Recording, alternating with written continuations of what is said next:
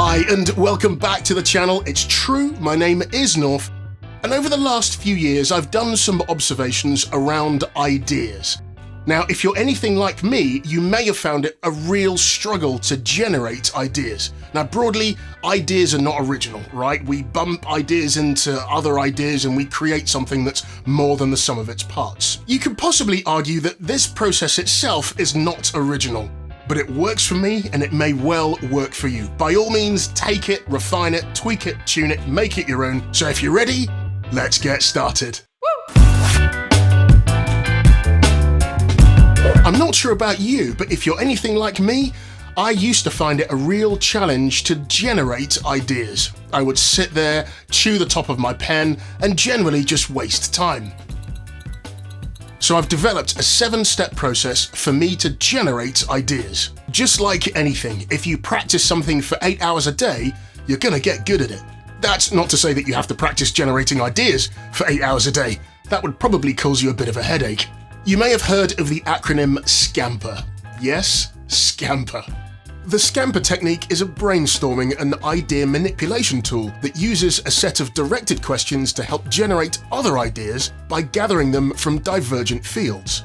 It can assist in turning a well-worn idea into something new and different. The S stands for substitute, the C stands for combine, the A for adapt, the M for magnify or modify, the P is put to another use, the E would stand for eliminate, and R would be reverse. The process that I'm going to talk to you about today comes a little bit before that. So this process I've developed to help me generate high-value ideas is made up of 7 steps. So the first step in helping you generate really high-value ideas is relatively simple. It's your perspective. What is it you see? What is it you're looking to improve? Be it a product, a solution, or a process. Can you identify what the problem is you're looking to resolve? Once that's been identified and you have it relatively clear in your mind, you can move on to the second step in this process. And the second step is to gain a perspective from others. And others may be a live conversation with someone that you trust, a friend, a relative, a colleague, a mentor, a coach. Or that input could be from something like a podcast. But how can that external input help develop your perspective and gain clarity on the problem that you're trying to solve? The third step in my 7-step process is time and space. Now, as usual, I like to give you a bit of a bonus, and this is a 2-for-1. So time and space. Once you have the idea and it's starting to become clear, you've already gone through external inputs, again gaining further clarity. You need time for the idea to develop even further. I always found it a bit of a challenge trying to ideate at the same place where I work, at my physical work desk.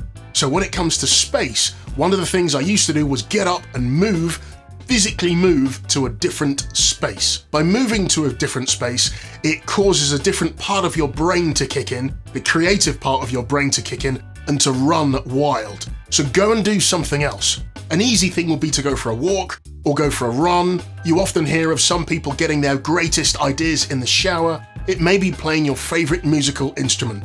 But whatever it is, go and do something completely different, allowing that creative part of your brain to kick in and to run riot. You're giving yourself permission for that idea to really start to grow. Of course, with any idea, you've got to do your research. And your research may well be talking to friends, colleagues, it may well be talking to a coach, a mentor. The best place for research is clearly the internet. So make sure that you have done your due diligence and get through your research. What does the data say? The 5th part of my 7-step process is to look at what state you are in, physically and mentally. So physically, have you spent enough time in bed? Have you slept? Have you slept well? Are you fueling yourself correctly? Are you eating the right foods? Drinking lots and lots of water? The mental part is, of course, are you mentally well rested? What challenges are you currently up against? What's currently going through your mind? As much as you can, those things need to be put to one side for great ideation to happen. The 6th point I discovered was absolutely critical for me, and it may well be for you. For great ideation to happen, you have got to have the first 5 things correctly in line. But this 6th point is all about ensuring that you have got the right amount of pressure applied for the ideation to happen. Not over-pressurized, so things start to run away with you, but having just the right amount of pressure for great ideation to happen. It could be a pressure of time, it could be a pressure of someone breathing down your neck, so you've got a deliverable that you need to give to somebody else for them to then continue. But what does that pressure look like for you? And that's one of the things that you've got to look at if you're going to use this 7-step process. The 7th point is simply 3 R's. You know I like the number 3. It's all about rinse, repeat, and refine. Rinse and repeat. This process, certainly for me, I've developed it and it works. You may want to take this idea, rinse it a few times, repeat it a few times, and then refine it. You may choose to spend a little bit more time in one of the earlier 6 points that we mentioned, but ensure that you are repeating. Each time you exercise, you will get stronger and faster and fitter. This process works on exactly the same principles. And as a bonus tip, when you are ideating, make sure that you have got something to write the ideas down on. It may well be on your computer. You also know that I'm a big fan of pencil and paper, so make sure that you have got something with you to write down your ideas on.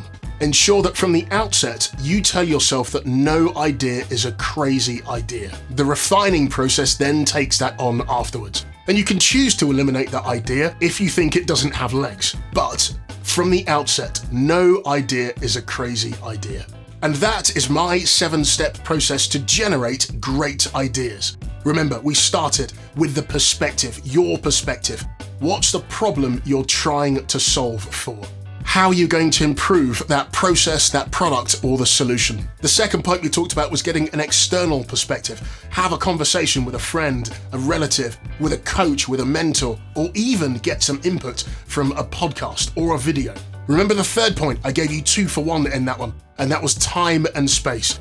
For the idea to come about, you need both time and a physical change of space. The 4th point is doing your research. Remember, the internet is a great place to get data on a particular idea or a problem that you're looking to solve. The 5th part of the process is ensuring that you understand what state you're in, what physical state you're in, and what mental state you're in. The 6th part of the process to generate really good ideas is to apply the correct amount of pressure, not too little and not too much. And then lastly, point number 7 was all about rinse, repeat, and refine. And that's it for this week. I am curious though, I would love to know what your ideation process is. Does it differ to mine? Is it identical? Please do let me know in the comments below. Thank you so much for choosing to spend your time here. If you would, please do 3 things for me. If you like the content, please do give me a thumbs up. Also subscribe to the channel. And remember, you know that bell down there? If you could hit that, that would be great because that means you'll be notified as soon as I upload brand new content to the channel. Again, thank you for watching and I'll see you next time.